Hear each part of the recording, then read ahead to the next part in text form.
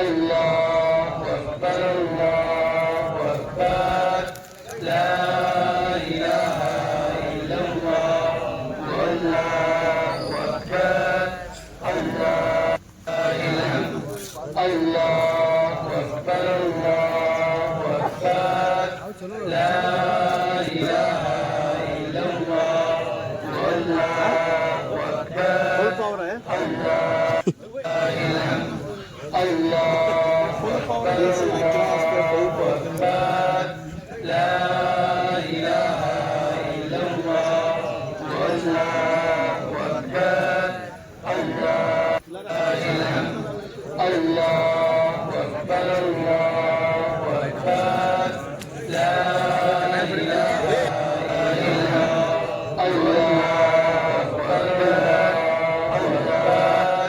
لا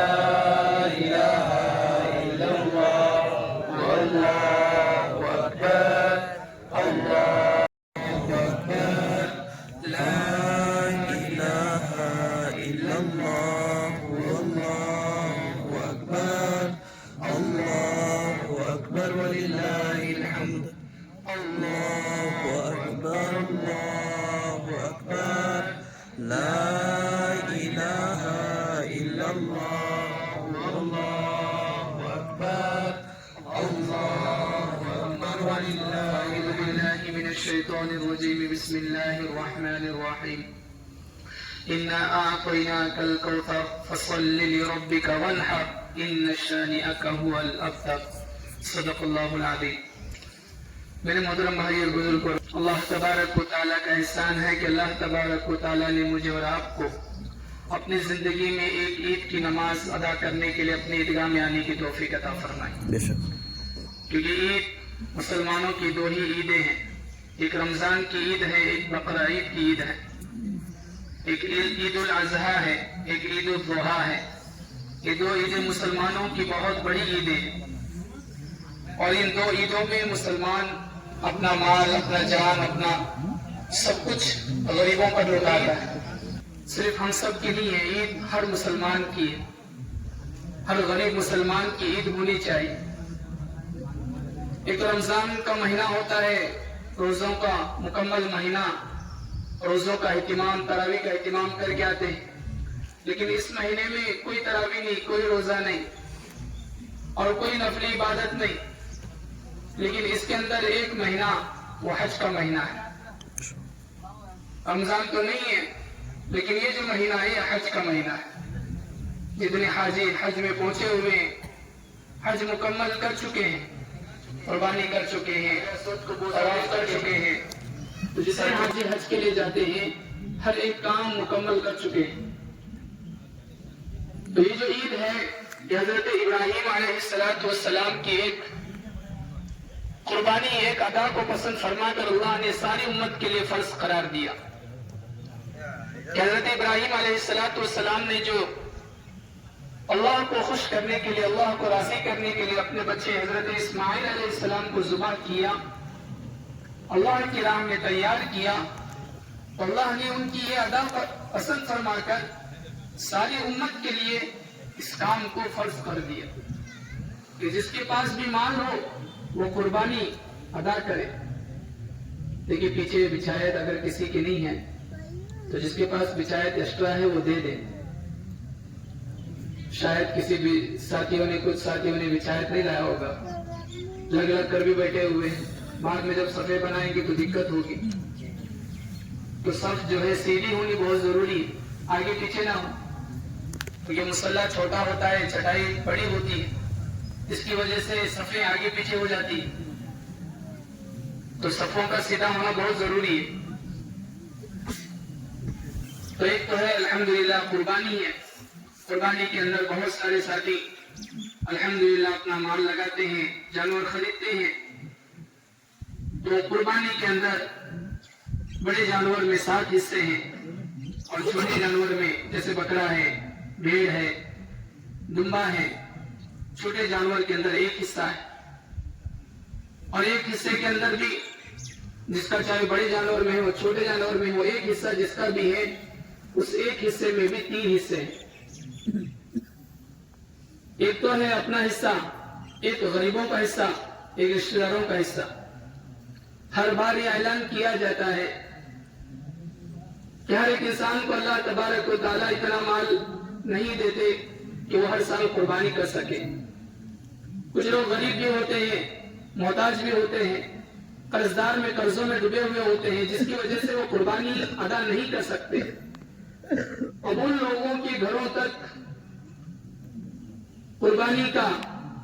حصے میں سے کچھ حصہ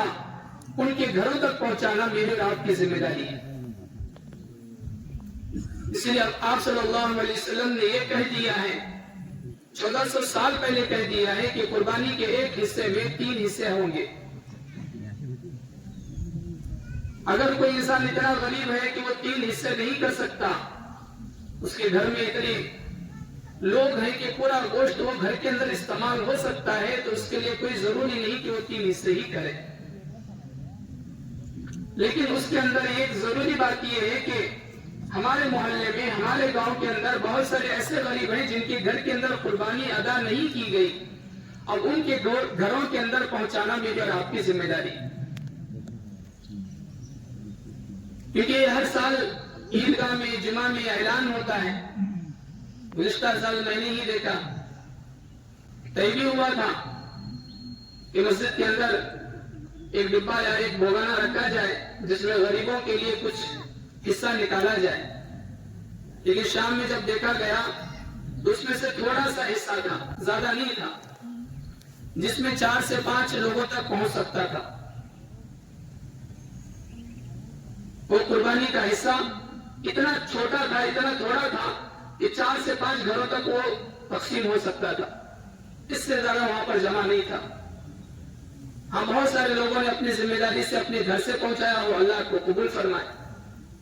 لیکن جو پہنچا نہیں سکتے وہ اپنے قربانی کے حصے میں سے تھوڑا سا حصہ جو غریبوں کا ہے وہ غریبوں کو پہنچانے کی فکر کریں۔ سب کریں گے انشاءاللہ۔ اگر کوئی ساتھی دیکھ لے، کوئی باہر ہے، ٹائم ہو بولو، کوئی آ رہے کہ دیکھ لے بھائی، جو بھی ساتھی آ رہے ہیں جلدی کریں، جماعت کھڑی ہو رہی ہے، صفے سیدھی کر لیں، صفے سیدھی کر لیں، صفے سیدھی کر لیں، آگے پیچھے نہ کریں۔ عید الاضحیٰ کی 2 رکعت 6 زائد تکبیروں کے ساتھ پڑھتا ہوں، واسطے اللہ کے رخ میرا کعبہ شریف کی طرف، اللہ اکبر۔ یہ نیت ہے عید الاضحیٰ کی 2 رکعت 6 زائد تکبیروں کے ساتھ پڑھتا ہوں، واسطے اللہ کے رخ میرا کعبہ شریف کی طرف، اللہ اکبر۔ اگر آپ ہیں تو تابع اس امام کے اللہ اکبر یہ کہہ کر کانوں تک ہاتھ اٹھانا ہے اور باندھ لینا ہے۔ باندھنے کے بعد ثنا پڑھنا ہے، ثنا پڑھنے کے بعد دوسری تکبیر اٹھانا ہے ہاتھوں تک، کانوں تک، اور چھوڑ دینا ہے۔ پھر دوسری ہاتھ اٹھانا ہے، پھر چھوڑ دینا ہے۔ پھر تیسری تکبیر ہاتھ اٹھانا ہے اور باندھ لینا ہے۔ جب کوئی 4 تکبیرات ہو جاتے ہیں تو اس کے بعد سورہ فاتحہ پڑھی جائے گی، سورت پڑھی جائے گی، پھر رکوع اور سجدہ ہوگا۔ رکوع اور سجدے کے بعد پھر دوسری رکعت میں کھڑے ہوں گے، سورہ فاتحہ پڑھیں گے، سورت پڑھیں گے۔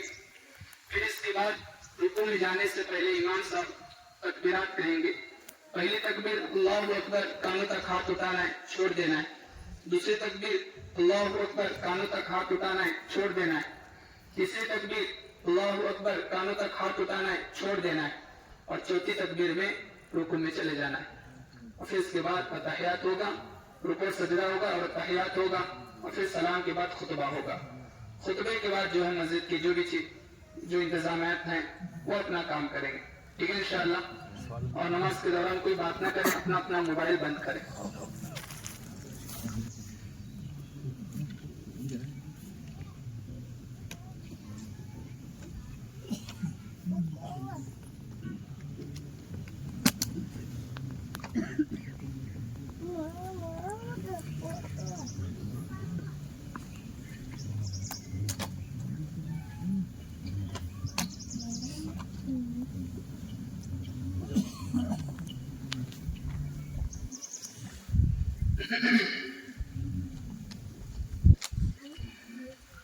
الله أكبر الله أكبر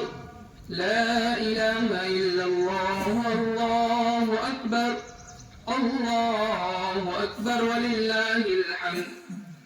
الحمد لله الذي جعل الكعبة الحرام قياما للناس وأمنا. الله أكبر الله أكبر لا إله إلا الله. الله أكبر الله أكبر ولله الحمد.